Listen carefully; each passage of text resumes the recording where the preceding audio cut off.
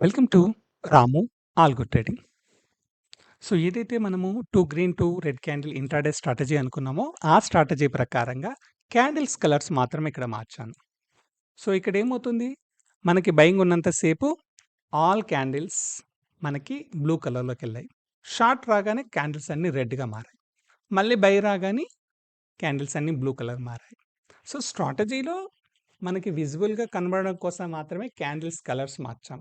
So, మనము ఒకసారి chart open చేయగానే మనకు తెలుస్తుంది. మనం బైలో ఉన్నామా? షార్ట్‌లో ఉన్నామా? మళ్ళీ మన ట్రేడింగ్ యాప్ ఓపెన్ చేసుకుంటే మనకి ఈజీగా తెలుస్తుంది. సో, ట్రేడింగ్ యాప్‌లో షార్ట్‌లో ఉన్నాము. విజువల్‌గా చార్ట్ చూడగానే మనకు తెలిసిపోతుంది మనం షార్ట్‌లో ఉన్నాం. So, okay. సో, ఐస్‌బార్ రూల్ ప్రకారంగా మనకు ట్రేడ్ జరుగుతుందని ఒక కన్ఫర్మేషన్ వచ్చేస్తుంది. అండ్ మనం ఆప్షన్ ట్రేడింగ్ కావాలంటే ఆప్షన్ ట్రేడింగ్, ఆప్షన్ హెడ్జింగ్ కావాలంటే ఆప్షన్ హెడ్జింగ్, ఏదంటే అది మనము త్రూ ఆల్గో ద్వారా చేసుకోవచ్చు.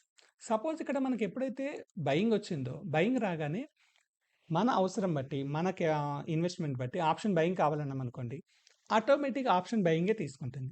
ఈ ఆప్షన్ బయింగ్ ఎక్కడ పెట్టుకోవాలి అనే క్వశ్చన్కి మనకు ఒక ఆటోమేషన్ ఉంటుంది. ఇది ఓన్లీ సిగ్నల్ ఇచ్చే చార్టింగ్ సాఫ్ట్వేర్. మనము ఏదైతే ట్రేడ్ తీసుకోవాలో, ఏ కండిషన్ ప్రకారంగా తీసుకోవాలో అనేది మనము చార్టింగ్ సాఫ్ట్వేర్‌లో రాసేస్తే, అక్కడి నుంచి యారో మార్క్ పడగానే ఏం తీసుకోవాలనేది ఆల్గోలో మనం మెన్షన్ చేస్తాం. సో, కాబట్టి ఆల్గోలో మనం ఏటీఎం ఆప్షన్ అంటే ఏటీఎం, ఐటీఎం ఆప్షన్ అంటే ఐటీఎం, ఓటీఎం అంటే ఓటీఎం, ఎన్ని లాట్లు అంటే అన్ని లాట్లు ఆటోమేటిక్‌గా మన ట్రేడింగ్ టెర్మినల్‌కి పంపిస్తుంది. అంటే ఇక్కడ బై రాగానే చార్టింగ్ సాఫ్ట్వేర్ నుంచి సిగ్నల్స్ ఆల్గోకెళ్ళి, ఆల్గో నుంచి ట్రేడింగ్ టెర్మినల్‌కెళ్తుంది. సో, ఇలా 3 వే స్టెప్ ఉంటుంది. Charting to algo to trading terminal. So, ఇవి 3 ఆటోమేటిక్‌గా ఆన్ అవుతాయి. ఆటోమేటిక్‌గా ట్రేడింగ్ చేసుకుంటాయి. ఐస్‌బార్ రూల్ ప్రకారంగా ట్రేడింగ్ టెర్మినల్‌కి పంపిస్తాయి.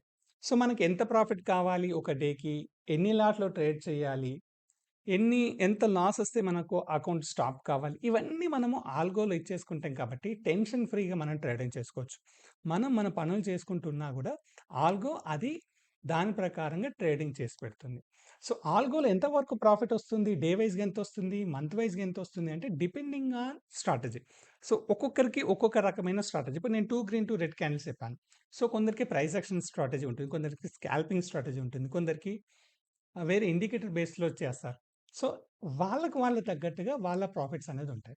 సో, ఆల్గో తీసుకున్నంత మాత్రాన ప్రాఫిట్స్ అని కాదు. ఆల్గో తీసుకున్నంత మాత్రాన మీకు టెన్షన్ ఫ్రీ ఉంటుంది.